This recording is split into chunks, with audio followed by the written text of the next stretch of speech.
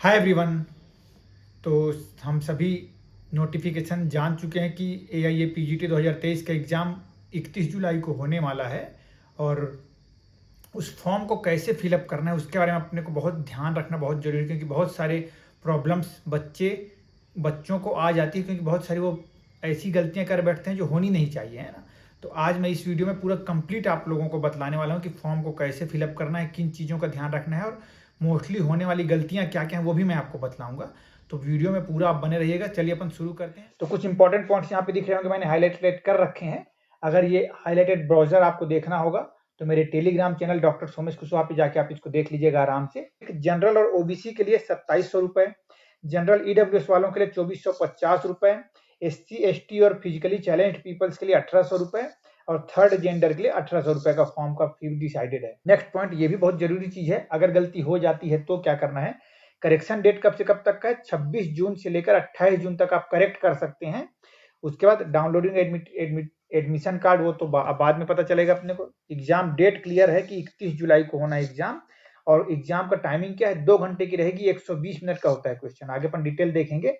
Timing क्या रहेगी? 10 AM से लेकर 12 बजे तक। aiapgt.nta.nic.in इस लिंक को ध्यान रखिएगा, जब भी आपको कुछ इन्फॉर्मेशन चाहिए तो इसी लिंक में आपको वो इन्फॉर्मेशन मिला करेगी। आगे लिखा है download information bulletin and replica of application form, जो हम अभी आके अपन देखेंगे कि कैसे फॉर्म को भरना है और फॉर्म कैसे हमको पेज अपने को वेबसाइट वाली दिखेगी, वो भी मैं आपको यहाँ पे बतलाऊंगा अभी। तो बेसिकली फॉर्म को भरने के यहाँ पे 3 स्टेप्स बतला गए हैं। Follow the steps given below to apply online, step 1, step 2 और स्टेप 3। तो स्टेप 1 में क्या करना है आपको? Apply for online registration using own email ID and mobile number. तो ये दोनों को ध्यान रखिएगा, ऐसा ईमेल आईडी है वो और ऐसा मोबाइल नंबर हो जो अब से आपके सिलेक्शन होने तक आपके पास वो अवेलेबल होना चाहिए। ठीक है, इसको ध्यान रखिएगा। कई बच्चे इसमें गलती कर जाते हैं, मोबाइल नंबर बंद हो गया, ईमेल आईडी नया बनाए थे, पासवर्ड भूल गए, ऐसी गलती मत करिएगा। नेक्स्ट स्टेप नंबर 2 में क्या है? Fill the online application form. जब एक बार आप रजिस्ट्रेशन करेंगे तो आपको अपना यूजर आईडी मतलब एप्लीकेशन नंबर पासवर्ड ये सब प्रोवाइड हो जाएगा। उसके बाद आपको क्या फॉर्म में पूरा डिटेल फिर भरना पड़ेगा। तो उसको भरते समय कुछ खास बातें वो आपको ध्यान रखनी है। एक तो एप्लीकेशन फॉर्म नंबर याद रखना पड़ेगा। अपलोड क्या क्या करना है? तो एक तो recent passport size photo upload करना है, जो 10 से लेकर 200 के बीच तक का होगा। रिसेंट पासपोर्ट साइज फोटो जिसका बैकग्राउंड व्हाइट में होगा, ये ध्यान रखिएगा। उसके बाद कैंडिडेट का सिग्नेचर करना है, 4 KB से लेकर 30 KB तक के साइज के फोटो होगा। उसके बाद PWD, अगर आप फिजिकली चैलेंज वाले में आते हैं तो आपको इसका सर्टिफिकेट भी अपलोड करना पड़ेगा, जो कि 50 KB से लेकर 300 KB तक का PDF फॉर्मेट में इसको आपको अपलोड करना है। नेक्स्ट देखते हैं स्टेप 3 क्या है। जब ये सब पूरे डिटेल्स आप फिलअप कर लेंगे तो अंतिम में आता है फाइनल पेमेंट। जब आप फाइनल पेमेंट करेंगे तो क्या होगा?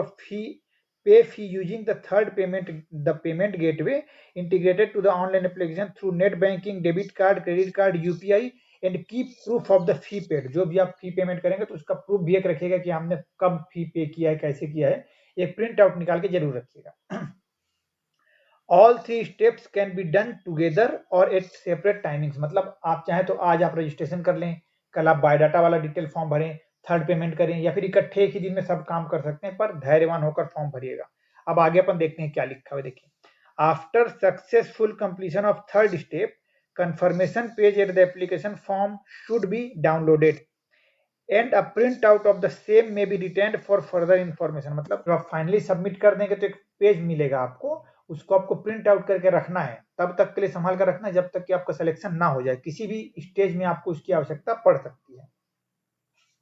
अब आगे लिखा है, if successful transaction is not reflected on the portal the candidate में contact NTA helpline number. NTA के हेल्पलाइन नंबर जो मैंने पहले वीडियो में भी बतलाई है, आगे भी फिर अपन देख लेंगे। उसमें आप हेल्पलाइन में सपोर्ट के लिए, हेल्प के लिए कॉल कर सकते हैं। द कैंडिडेट में पे सेकेंड टाइम। अगर मान लीजिए आपका पेमेंट सॉल्व नहीं हो पा रहा, पेमेंट वाला अभी भी आपका फॉर्म फाइनली सबमिटेड वाला नहीं आ पा रहा है, तो आप क्या करो, परेशान मत हो, दोबारा पेमेंट कर दो।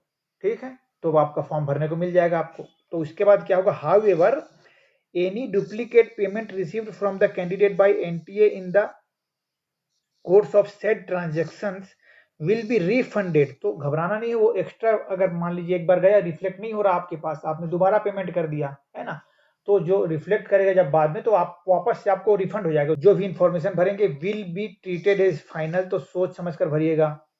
Any request for change in such particulars after the closure of correction period, और फॉर्म भरने के बाद भी मतलब 24 जून के बाद आपको फॉर्म को 2 दिन तक जरूर देखना है। बार-बार उसको एक बार आप रिवाइज़ करिएगा कि कहीं कुछ गलती तो नहीं कर गए, कुछ गलती तो नहीं कर गए, क्योंकि वो करेक्शन विंडो का टाइमिंग है। मान लीजिए कुछ गलती आपको दिख जाती है, तुरंत आप सुधार लेंगे तो दिक्कत नहीं होगी, नहीं तो बाद में बहुत दिक्कत होगी। नेक्स्ट पॉइंट ध्यान रखने योग्य, their email address and mobile number to be registered in their own application form are their own। मतलब मान लीजिए आप खुद से भर रहे तब तो ठीक है, मान लीजिए आप किसी कंप्यूटर सेंटर से जाकर भरवा रहे हैं तो उसका ईमेल आईडी मत यूज कर लीजिएगा, आपको अपना ईमेल आईडी और मोबाइल नंबर ही देना है, ताकि जो भी फर्दर कम्युनिकेशन या कुछ इन्फॉर्मेशन आपको मिलनी हो आपके ईमेल आईडी और मैसेज पे आएगा। नेक्स्ट पॉइंट जो ध्यान रखने योग्य है, candidates are not required to send submit any document including confirmation page to NTA through post fax. किसी भी चीज को आपको भेजने की आवश्यकता नहीं, जो भी ऑनलाइन आपने भर दिया वो फाइनल हो गया, बस पेमेंट आपका दिख गया तो बस टेंशन खत्म आपका। फिर candidates are advised to carry only the following with them into the examination venue. जब आप जाएंगे तो क्या क्या वहां पे ले जाना है, तो एक एडमिट कार्ड जो आपको मिलेगा अलॉन्ग विद सेल्फ डिक्लेरेशन कि आपने जो भी भरा था इन्फॉर्मेशन वो बिल्कुल सही, इस प्रकार का एक घोषणा पत्र होगा, उसमें आपको साइन करके उसके साथ ले जाना, मतलब 2 पन्ना एटलीस्ट आपके पास होना चाहिए वो वाला। उसके बाद a simple transparent ball point pen, एक सिंपल बॉल पेन रखना जो ट्रांसपेरेंट हो, 2 रुपए वाली मत रखना जो आर पार ना दिखे। Next, additional photograph to be pasted on attendance sheet, तो एटलीस्ट एक फोटो तो जरूर रख लीजिएगा, सेम वही जो आपने अपलोड की वही वाली। पर्सनल ट्रांसपेरेंट वाटर बॉटल, एक आर पार दिखने वाली वाटर बॉटल रखिएगा।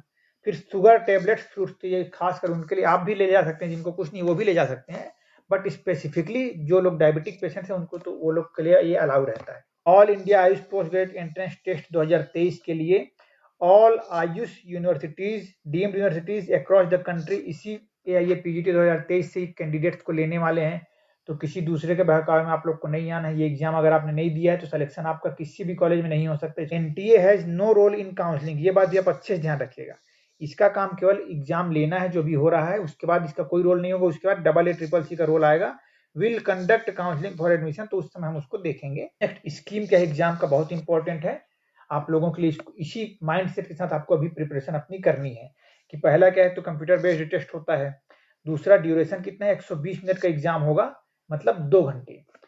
मल्टीपल चॉइसेस क्वेश्चन है, अगला नंबर ऑफ क्वेश्चन 120 क्वेश्चन आएंगे। नंबर ऑफ मैक्सिमम मार्क्स, तो एक क्वेश्चन 4 नंबर का रहता है, 12 चौक 48, 480 नंबर का पेपर होगा हमारा। इसमें +4 नंबर मिलते हैं सही जवाब के लिए, -1 मिलता है गलत जवाब के लिए, और जिसको आप टच नहीं करेंगे उसमें 0 नंबर मिलेगा, तो उसमें नेगेटिव मार्किंग है, ये ध्यान रखना है। पर जिसको आप टच नहीं करेंगे उसमें कोई नेगेटिव मार्किंग नहीं होगी, ये आपके लिए प्लस पॉइंट, मतलब अच्छी चीज, इसको आपको ध्यान रखिएगा। नेक्स्ट देखते हैं अपन सिलेबस।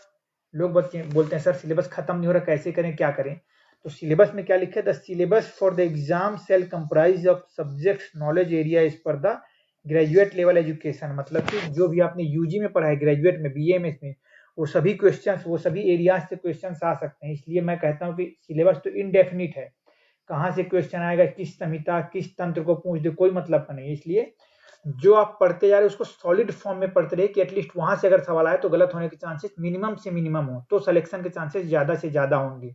तो सिलेबस ज्यादा से ज्यादा कवर करने के बजाय जो भी आप पढ़ रहे हैं उसको ज्यादा से ज्यादा अच्छे से पढ़ें, वो ज्यादा बेहतर होगा आपके लिए। However after the process of challenges of answer key, in case there are multiple correct options and change in key, अगर आंसर की में चेंज हो रहा है, क्वेश्चन का आंसर किसी पहले डिस्प्ले हुआ था कुछ और, अब बाद में कुछ और हो रहा है, तो उस कंडीशन में क्या होगा, only those candidates who have attempted it correctly as per the revised answer key will be awarded marks, मतलब जो आंसर उसको, मतलब जो उस क्वेश्चन को टच किए थे और आंसर सही है, केवल उनको ही उसका नंबर मिलेगा। ऐसा नहीं है कि आपने छोड़ के आया था और आपको नंबर मिलेगा, ऐसा नहीं होगा। नेक्स्ट केस क्या है, in case the question is dropped, अगर क्वेश्चन को हटाया जाता है due to some technical error, full marks shall be given to all candidates irrespective of fact who have attempted it or not, मतलब कि फिर आपने चाहे उसको टच किया हो चाहे ना किया हो, आपको पूरे नंबर मिलेंगे। Next, in case of any translation construction of a question in the exam, मतलब कि कुछ गलती हुई हो ट्रांसलेशन में, तो इंग्लिश वाले मैटर को ही आपको सही समझा जाएगा। तो मान लीजिए आप कोई क्वेश्चन पढ़ रहे हैं, हिंदी मीडियम के छात्र खासकर, और आपको कुछ लग रहा है इसमें कुछ गलत है करके, है ना, तो एक बार आप जरूर उसका इंग्लिश ट्रांसलेशन, ऊपर में ऑप्शन आता है वो बदलने का, कि पर्टिकुलर क्वेश्चन को आप इंग्लिश में भी देख सकते हैं, हिंदी में भी देख सकते हैं, भले ही आपने कोई भी मीडियम सेलेक्ट करके क्वेश्चन पेपर सॉल्व कर रहे हो। तो उस दौरान अगर आपको लगे कि कुछ गलत हो रहा है, कुछ गलत समझ नहीं आ रहा, तो आप इंग्लिश वाले ट्रांसलेशन को एक बार पढ़ लेना हेल्प के लिए, ठीक। नेक्स्ट, एलिजिबिलिटी क्या है, ये भी बहुत इंपॉर्टेंट है अभी के लिए।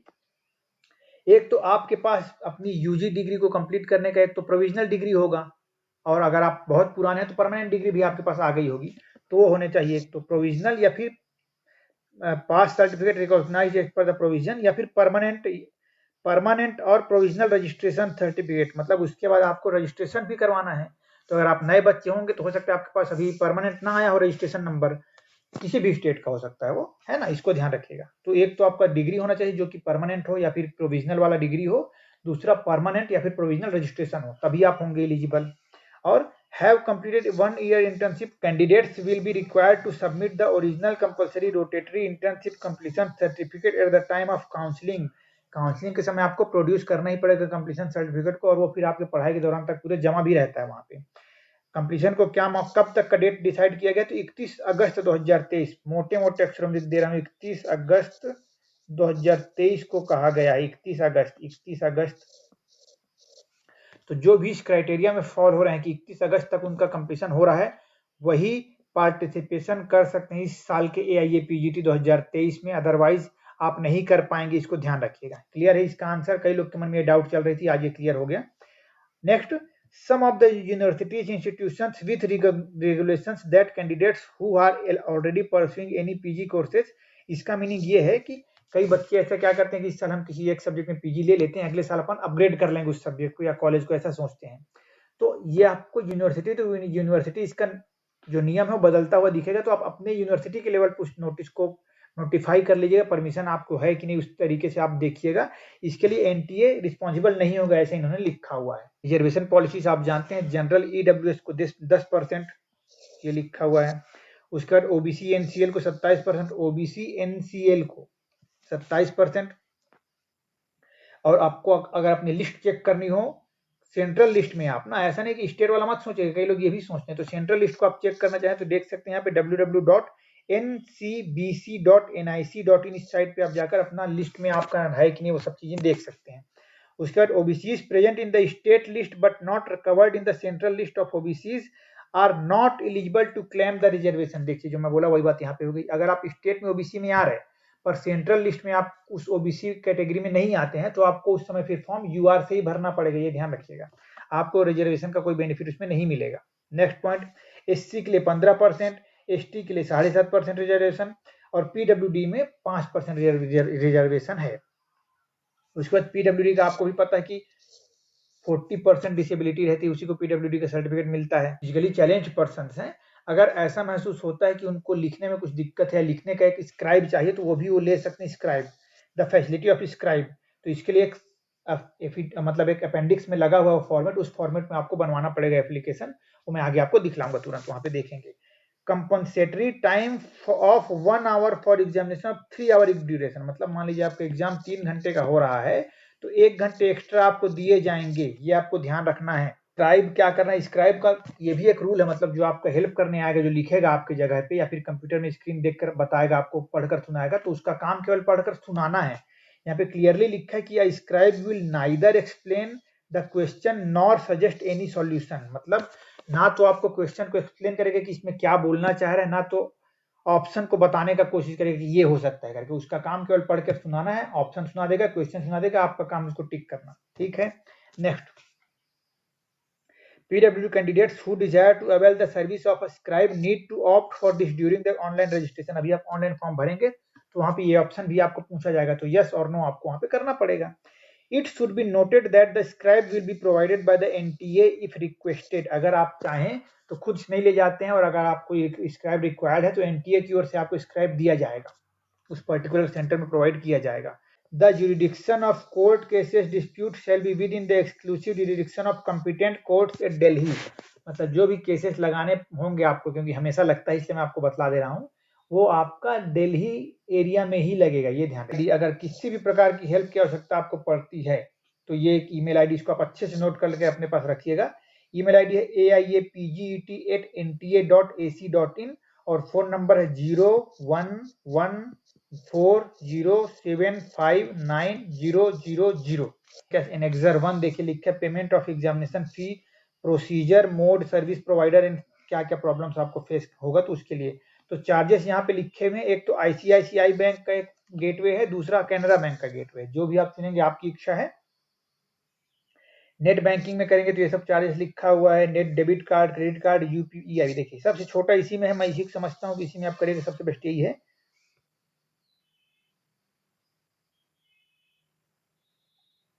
नेक्स्ट, अगर ये सब में प्रॉब्लम आपको आ जाती है तो यहाँ पे हेल्प डेस्क के बहुत सारे नंबर लिख रखे हैं, ये भी आप देख सकते हैं। अगर पेमेंट में कुछ दिक्कत आई तो यहाँ आपको कांटेक्ट करना है, और इनसे अगर सॉल्यूशन ना निकल पाए तो जो ऊपर मैंने हेल्पलाइन नंबर बताया एनटीए का, वो उसमें फिर आप कॉल कर सकते हैं। Certificate regarding physical limitation to write in an examination, मतलब देखिए आप लोग फिजिकली चैलेंज वाला अगर आप फॉर्म भरने वाले हैं तो उसका तो आपके पास फॉर्म होगा ही एक, मतलब उसका सर्टिफिकेट तो आपके पास है ही, पर आपको अगर एक स्क्राइब चाहिए तो उसके लिए ये वाला फॉर्म निकालना है, एनेक्सर 2 निकाल लीजिएगा और इसको आपको फॉर्म को फिलअप करवाना पड़ेगा। List of examination cities annexure 3 में लिखा हुआ है क्या क्या सिटीज में आपका एग्जाम होने वाला है, तो इसको आप देख सकते हैं। Letter for undertaking of using on scribe, मतलब अगर आप खुद से अपना एक स्क्राइब ले जाना चाहते हैं उसके लिए एक लेटर आपको बना के ले जाना पड़ेगा।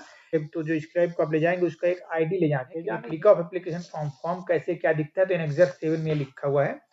जैसे आप इसको खोलेंगे रजिस्ट्रेशन के लिए क्लिक करेंगे तो सबसे पहले ये स्क्रीन आपके सामने आएगा होम पेज में, थोड़ा सा छोटा छोटा दिख रहा है, मैं इसको थोड़ा बड़ा दिखाने की कोशिश करता हूँ, ऐसा दिखेगा ये। तो अगर आप इधर पे देखेंगे तो यहाँ पे दिखा है steps to apply online, apply for online registration, fill online application form, pay examination fee, ये लिखा हुआ है। एप्लीकेशन फॉर्म किसके लिए भरना है वो यहाँ पे क्लिक करेंगे। न्यू रजिस्ट्रेशन, जो भी आप नए बच्चे रहेंगे उसको आपको न्यू रजिस्ट्रेशन पे टिक करना है, ये वाला।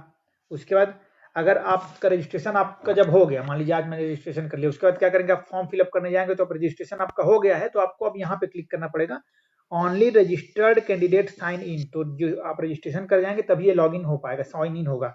तो आपको यहाँ पे क्या करना है, एप्लीकेशन नंबर फॉर्म भरना है, एप्लीकेशन फॉर्म का नंबर इसको इसमें कर लेता हूँ, फिर एप्लीकेशन नंबर डालना है, जो भी पासवर्ड आप बनाए रहेंगे वो आपको डालना है, सिक्योरिटी पिन जो यहाँ पे पूछ रहा है ये चीज को आपको भरेंगे यहाँ पे, फिर साइन इन कर देंगे तो साइन इन हो जाएगा। फिर जब साइन इन करेंगे तो क्या होगा, इंस्ट्रक्शंस खुल जाएंगे, क्या क्या कैसे कैसे क्या क्या इंस्ट्रक्शन है, तो इसको आप देख लीजिएगा।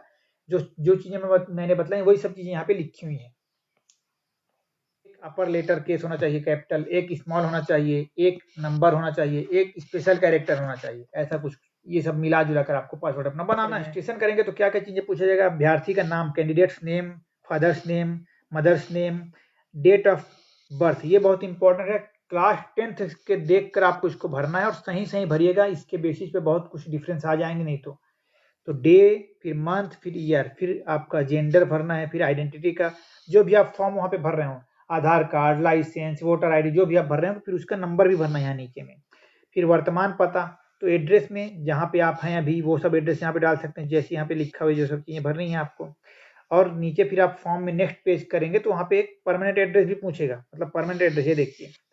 तो आप चाहें तो अगर दोनों सेम भरना चाहें तो सबसे बेस्ट है कि आप ये जो ऑप्शन लिखा है यहाँ पे सेम एज परमानेंट एड्रेस लिखा है ना, इसको आप ऐसे क्लिक कर देंगे तो यहाँ पे आपको कुछ नहीं लिखना पड़ेगा, सीधा वो दोनों एड्रेस सेम हो जाएगा। तो सबसे आप बेस्ट ऑप्शन तो मेरे हिसाब से यही है आपके लिए। फिर नेक्स्ट